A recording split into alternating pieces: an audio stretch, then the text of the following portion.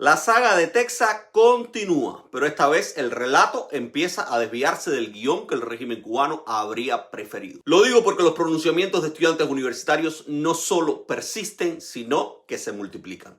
Aunque algunos aún hablan en nombre de la FEU, otros se distancian por completo de esa organización, como es el caso del reciente comunicado de los estudiantes de la Facultad de Ciencias Médicas de Cienfuegos. En paralelo, en la Facultad de Matemática y Computación de la Universidad de La Habana, comienzan a plantearse formas de presión más contundentes. Huelgas de brazos caídos y llamados a no asistir a clases hasta que sus demandas sean atendidas.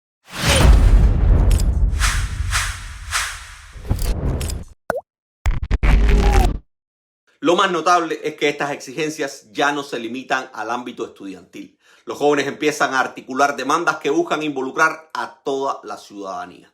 El movimiento sigue creciendo y mientras más autónomas se vuelven estas convocatorias, mayor será el riesgo que enfrentarán estos estudiantes que intentan ensanchar los márgenes de acción dentro de la institucionalidad cubana.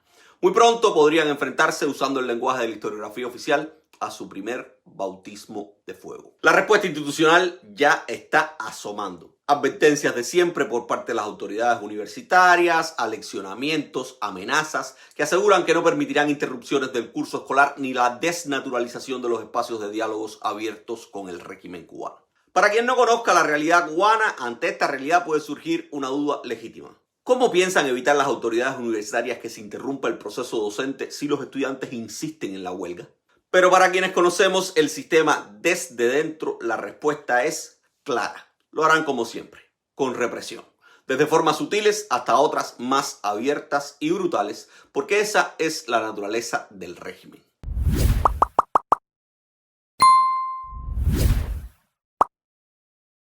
La situación se torna aún más preocupante porque ya hay figuras oficialistas con perfil de inquisidores como Pedro Jorge Velázquez, quien ayer pedía rectificaciones a Texas, pero hoy gira su discurso y comienza a desacreditar las protestas estudiantiles, atribuyéndolas a la supuesta manipulación de actores foráneos como la Fundación Libertad. Sabemos bien cómo se construyen esos relatos en Cuba. Cuando surge una expresión de disidencia auténtica o un fenómeno que no logran controlar los cuerpos de seguridad, el primer paso es deslegitimarlo propagandísticamente. Presentarlo como parte de una agenda extranjera y no como lo que realmente es. Una manifestación genuina de una juventud crítica, con ideas propias y cansada del estancamiento. Por eso es fundamental prestar atención y acompañar estas expresiones que rompen el molde y se atreven a actuar con autonomía. Y no me refiero a los simulacros que operan bajo el ala de instituciones como la UJC o la Dirección Nacional de los FEU, sino a los actos de coraje que desbordan los cauces oficiales. Y hago este llamado al acompañamiento porque mañana puede que no pase nada. Pero lo cierto es que el riesgo que asumen estos jóvenes hoy es cierto y que su valentía no será ignorada por un régimen que no admite ninguna forma de disidencia. Y lo peor es que ese mismo régimen puede reaccionar de la forma más violenta porque saben que aunque los reclamos se están escudando detrás de las nuevas tarifas de Texas, de lo que se trata todo esto no es de 6 gigabytes de datos. De lo que se trata todo esto es de que en Cuba se ha impuesto un régimen que lleva 6 décadas en el poder a sangre y fuego. Y ya que estamos, te invito a que uses este hashtag que estamos impulsando. No son 6 gigabytes, son 6 décadas. E insisto en los riesgos de la disidencia de cualquier tipo en Cuba, porque si para algo se prepara el régimen cubano, es para, como diría Foucault, vigilar y castigar. Y eso lo han venido haciendo no solo por iniciativa propia, sino contando con el apoyo de aliados autoritarios que acumulan tantas o más experiencias y técnicas en ese campo. Desde hace años se vienen profundizando los vínculos en materia de seguridad entre Cuba y Rusia.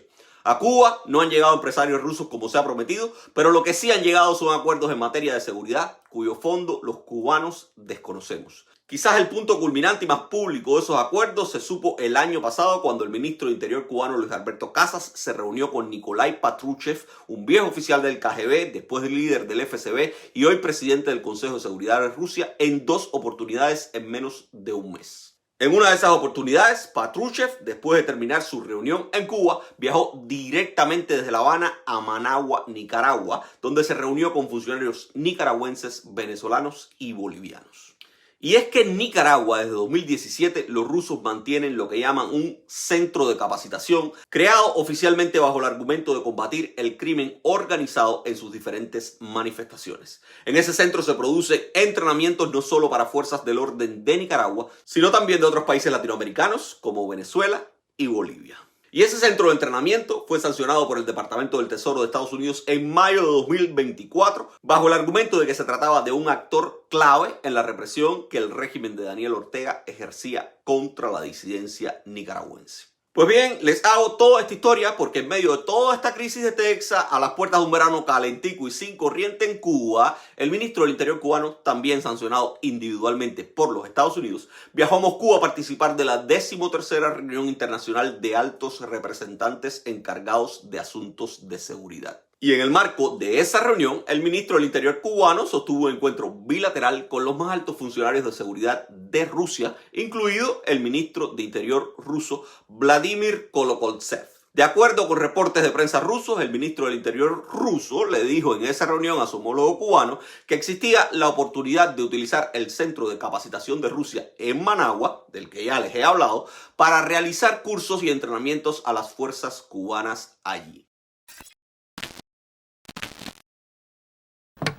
Kolokoltsev dijo que esa sería una buena oportunidad para fortalecer la cooperación entre ambos cuerpos de seguridad. Y eso, por supuesto, nos remite a la pregunta génesis de esta discusión. Estamos en presencia de un régimen cubano que es capaz de concretar asistencia represiva e intercambio de know-how en materia de seguridad con otros aliados autoritarios, pero es incapaz de proveer los alimentos, los datos móviles y la prosperidad que su ciudadanía reclama.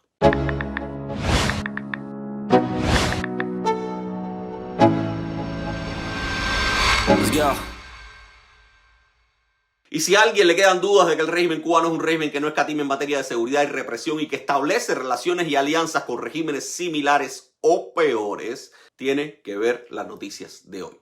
Y lo digo porque en la actualidad se encuentra en La Habana una delegación de la República Islámica de Irán, encabezada por el presidente de su asamblea consultiva. Y creo que una visita como esta que encabezas fortalece nuestras relaciones, nuestras históricas relaciones, amplía nuestro diálogo político al más alto nivel, demuestra la importancia que ambos gobiernos le damos a nuestras relaciones bilaterales, tanto en lo político como en lo económico-comercial. Es expresión también de la necesaria unidad que tiene que existir entre las naciones y pueblos cuando ambos estamos sometidos a medidas coercitivas y a sanciones por parte del imperialismo yanqui. Irán, una teocracia señalada por la imposición de un férreo control político y religioso y por innumerables violaciones de derechos humanos. Un régimen con el que, al decir de los propios iraníes, Cuba tiene mucho en común. Por su parte, el presidente de la Asamblea Consultiva Islámica de Irán expresó sentirse muy honrado de estar en Cuba, un país amigo y aliado con el que su patria tiene muchas cosas en común. Ya saben, como dirían los juristas, a confesión de parte, relevo de pruebas. Nosotros nos vemos al rato.